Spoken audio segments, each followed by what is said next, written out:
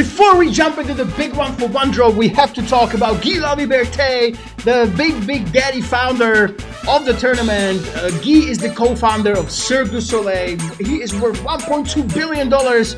Cirque du Soleil is the largest contemporary circus producer in the world. That's right, he made billions on running a circus.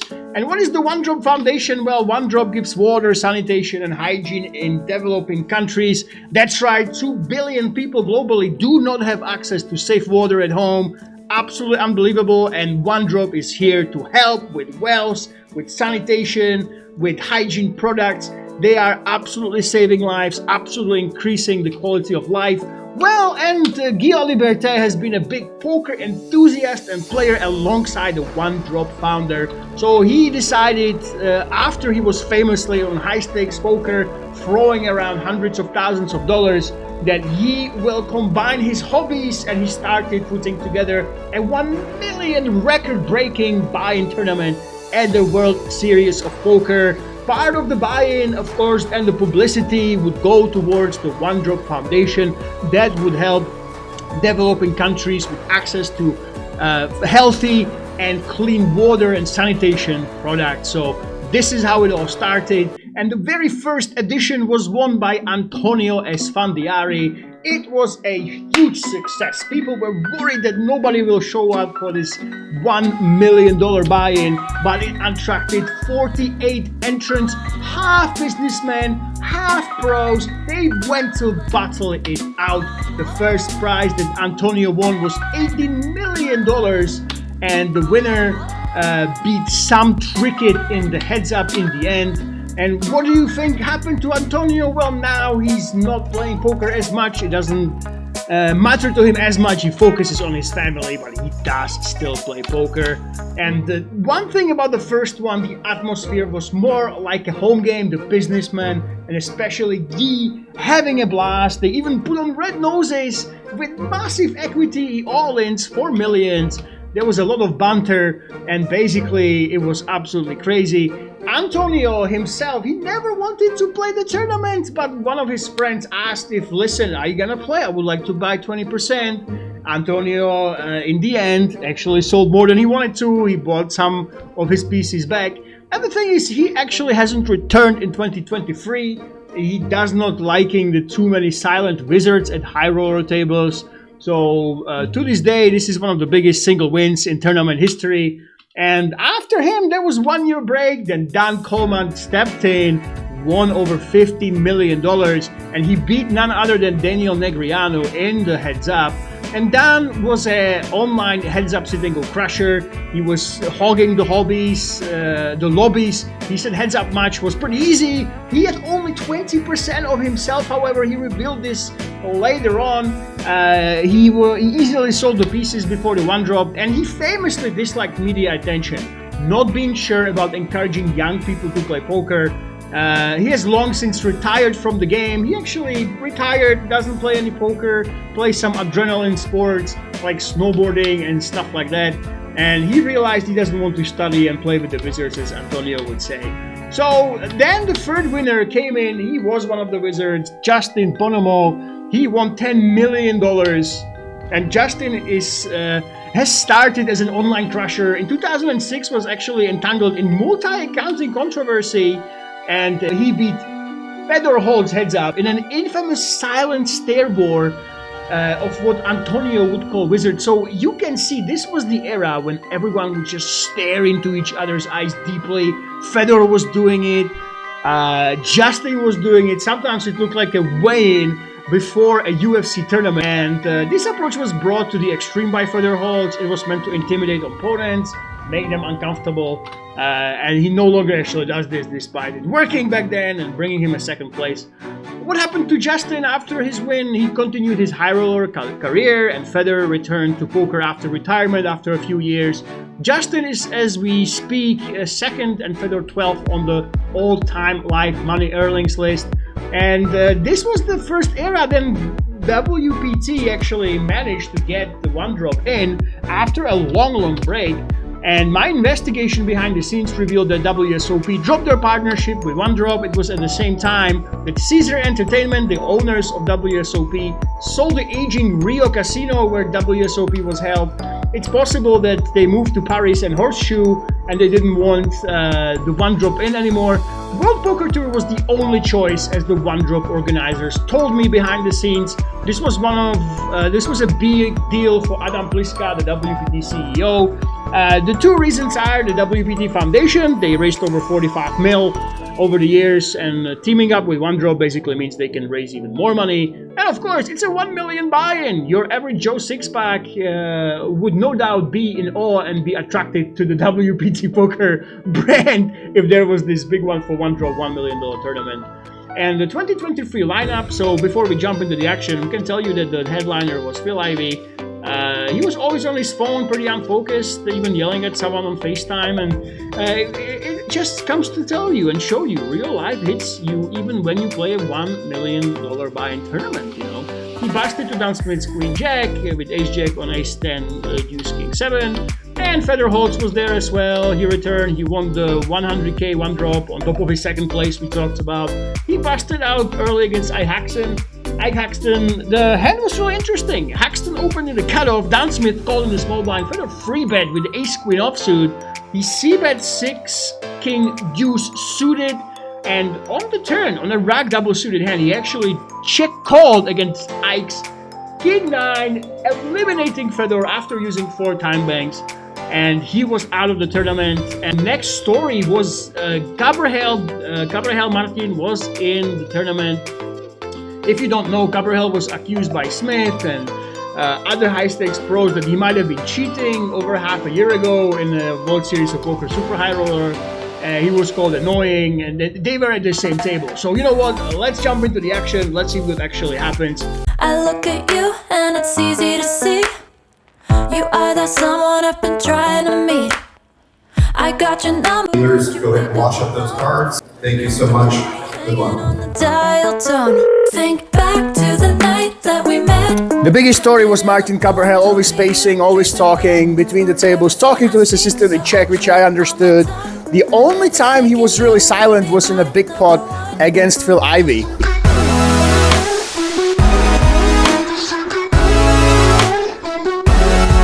Level 1, right off the bat, Steven calls with the king 10 suited of spades in the big blind against Martin's middle position raise. Martin c-bets the flop, gets check raised. Steven actually turns with his king 10 of spades a flush. He bets the turn, block bets the river. Martin actually goes for a big bluff. Let's take a look at this hand in GTO Plus, the game theory optimal solver. I put Martin in a really tight range. He's up against really strong opposition. Maybe it will be a bit looser in the middle position, maybe not, who knows. But Steven is supposed to be super wide in the big blind. He has great odds. Obviously, it's tournaments, there's no rake, there is the big blind ante, so he can be really super wide this deep. Well, with the hands he actually calls here. And because of this, the board is incredibly favored towards Kabrhel. He's got 64% equity against Steven's 35%. All that junk is in his range. Because of this, Martin gets to c-bet a super wide range. Ace King certainly within that. He's supposed to purely c-bet a hand like that one. So he can definitely get away with that. Now Steven has a very interesting decision with his range. All these weaker hands have to be folding. And he gets to check raise a really strong range. All these blue ones are check raises. So you can see that straights he check raises, sets, top pair, 2 pairs he's check raising. Some middle pairs. Basically the bluffing range is going to be a pair plus draw, or a hand like ace 9 off with the ace of spades with the blocker. And with the gut shot. So those are this is a really strong range that Steven is supposed to be raising. Martin's reaction, well, the ace king, obviously you have actually 33% equity against the raising range of Steven in this situation, and you are calling to hit your backdoors to try to bluff on future streets. When you are calling a hand like this one with the check raise, you can't just go ahead and shut down. You will have to be bluffing some runouts. So Martin goes for the call. And Martin is supposed to raise here actually. When Steven bets here, he's meant to be checking the king 10 suited most of the time. He's supposed to be betting nut flushes and lower flushes. But Martin's reaction this deep, we are about 1,000,000 chips deep and 3,000 is the big blind. He's supposed to be putting pressure on his opponent with the ace of spades and king of clubs. So he's actually meant to be raising the turn here, putting Steven in a tough position with most of his hands straights, for example, and then he's supposed to be aggressive on the river. But he doesn't go for it. Martin just calls here with his draw and the blockers to the nut flushes, and doesn't go for the raise. And the river has played, it was really convoluted. Now we have to do some no looking because Steven is never supposed to be betting the king 10 suited. Martin is supposed to be raising 100% of the time. So we have to do some no looking, guys, here. But it's really bizarre now. Steven basically, when he does bet, Martin is at a decision where he's not supposed to raise with the ace of spades, king X. Because Steven's reaction to the raise, he is supposed to be calling some queen X because he blocks the full houses, and he can be calling them over some of the lower flushes actually. It's very bizarre GTO stuff, but you know what, ultra deep, Martin should have found the turn raise, number one, if he is aggressive. I know it was the first level, it's tough to find this one. Chidwick was meant to check the turn. Martin's pressure, it really does seem strong. When you think about the range, this deep, this early on, when Steven goes ahead and check raises, he basically is representing all the flushes, 8. And when he block bets on the river, it really looks like a flush a lot. He shouldn't have too many weaker flushes in his range like this. The nut flush is a big part of the range that he should be calling with top of his range, basically. This is what Martin was thinking. So Martin went for it. Ace of spades blocker, he raised him, and Steven, after a long time, called with his king 10 of spades. Kabrhel was short stacked. He waited for that big double up. He actually got a bunch of chips against David Einhorn, the amazing hedge fund manager who donates all his winning to charity. Cool thing about the World Poker Tour, if you come to play here, is there's very little segregation of players. It's all played in one big ballroom. You can look around with Phil Ivey, Fedor over there, Martin Kabrhel, all these big players. And right next to them, you have a 3K buy-in in the very same room. The tables seem absolutely normal. The players are on their phones, fidgeting. Even Phil Ivey was on a goddamn FaceTime. The only difference is that the buy-in is $1 million, and every single player is either a hedge fund owner or a top-class poker player or a rich businessman. Kabrhel eventually busted out against Jason Kuhn with queens against kings, and the action quieted down quite considerably after he left.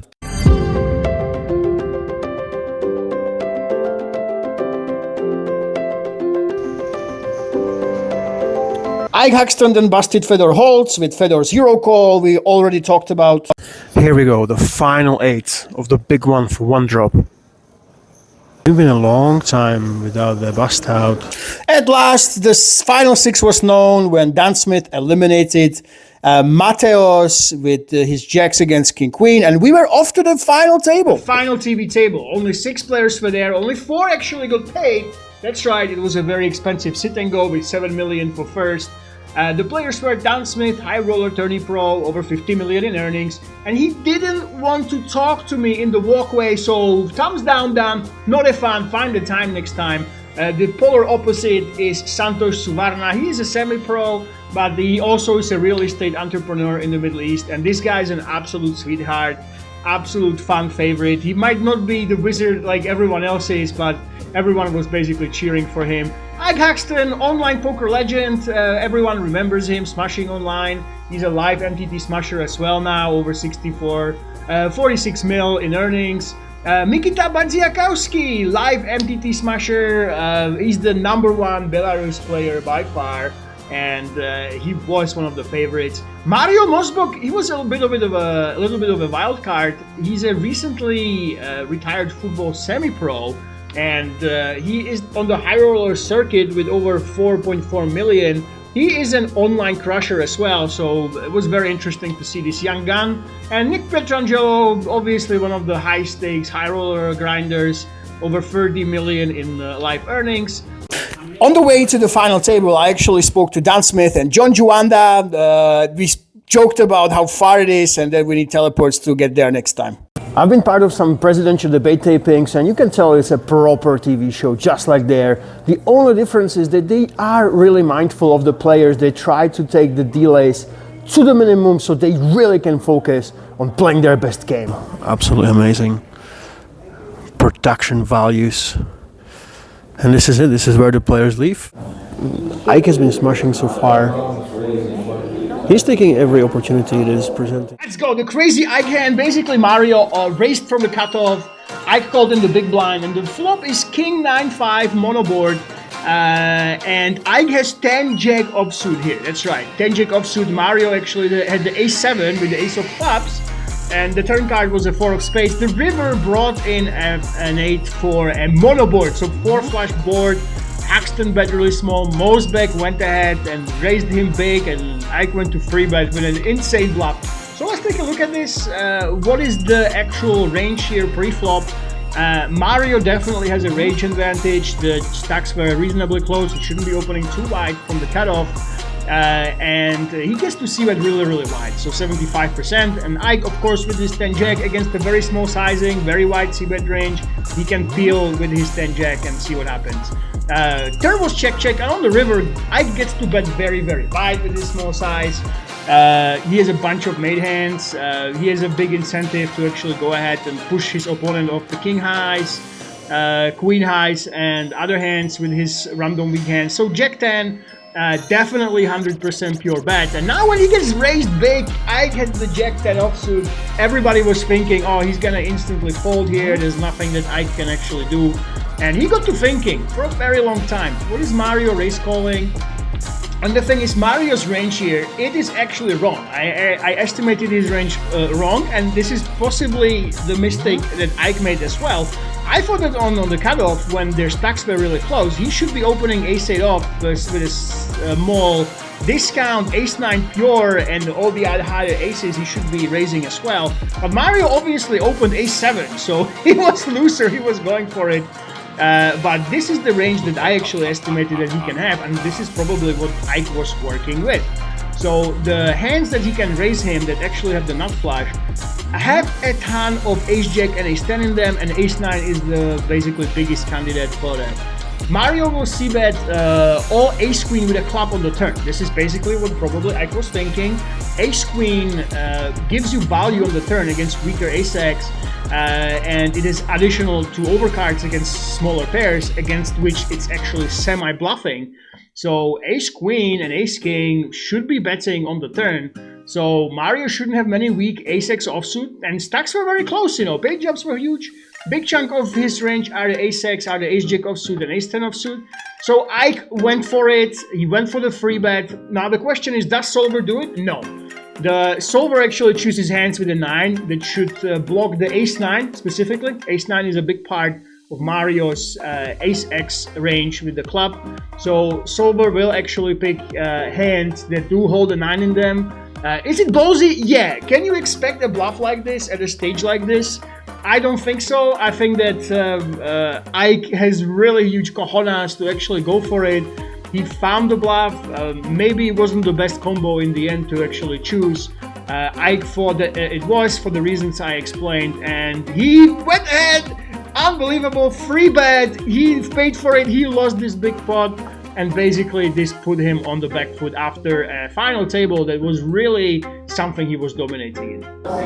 Blocker play from Ike. He saw something that wasn't there. Absolute sicko. He can never tell. What bluffs can these guys pull? Here we go. Santosh jams freeze. Santosh is such a sweetheart. He's been very positive to all the people in the background. Oh my god, and an ace. The Santosh is ridiculously stacked. Obviously with Santosh, the last half amateur went out. All of these are high stakes professionals. With this newfound chip lead, Mario is really putting the pressure, the ICM pressure on his opponents. He knows that they don't want to get it in against him. After the Ike hand, Mario just started open jamming, putting pressure on everyone. One of the players putting on the pressure on the bubble was Nick Pietrangelo. He made a huge jam for 18 bigs BVB with Jack 8 offsuit. putting on pressure, but Mikita, he decided he's going to call him with ace-7 and actually won. Soon after, Nick was eliminated with ace-queen and again ace-king. He got absolutely nothing and the bubble burst, and now it was Ike's turn. Ike, after that big bluff, was short continuously. He went ahead with the ace-queen suited but lost to eights of Mikita. Dan Smith made a huge ICM jump and he was next eliminated. That's right, Dan Smith was kicked out by Mario with ace-4 against king-7. Now we are back to heads up, so let's check out the TV studio. Okay, I'm here with Santa. Okay, am I on your naughty list or was I? Oh no, you're good. The heads up is taking place right now.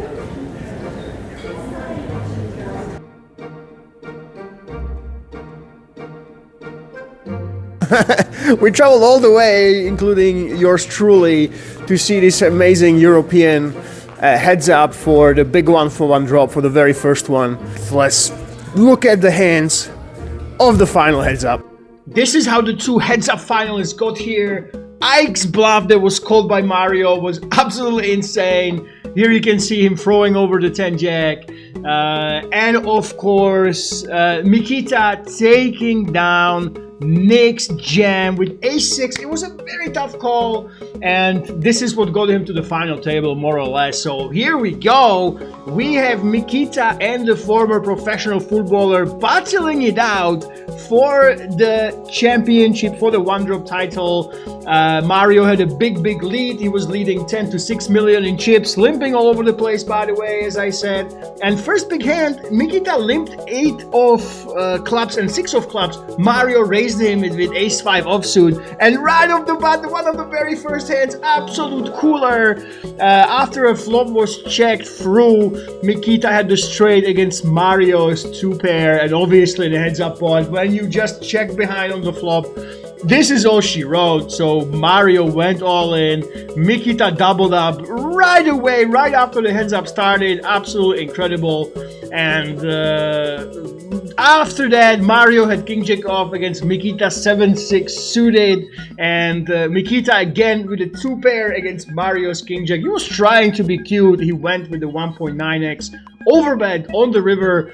Mario didn't actually go for that, and there was not much Mario could actually do, you know. Mikita went to check raise 10-8 offsuit on king 9 5-9, and he actually managed to spike the 8 on the river first, so Mikita was running really hot. Mario remembered his chip leader times and actually decided to bluff off Mikita from a big pot, where in a limp pot Mario went with the turn bet and river really big bet, a pot size bet with king high. Mikita actually laid down a middle pair, could have been all but over at this point, but he didn't find the call. But in the end, in this limping battle, they were doing a lot of limping, and Mikita very well realized that he has to go for it sometimes. He went for the limp jam with ace-9 offsuit, limp shove ace-9 offsuit after Mario was catching back. Mario made the call with the king and the jack. Unfortunately for him, he didn't actually get there, and that was all she wrote. Mikita became the first WPT Big One 4-1 drop champion, taking down over $7 million.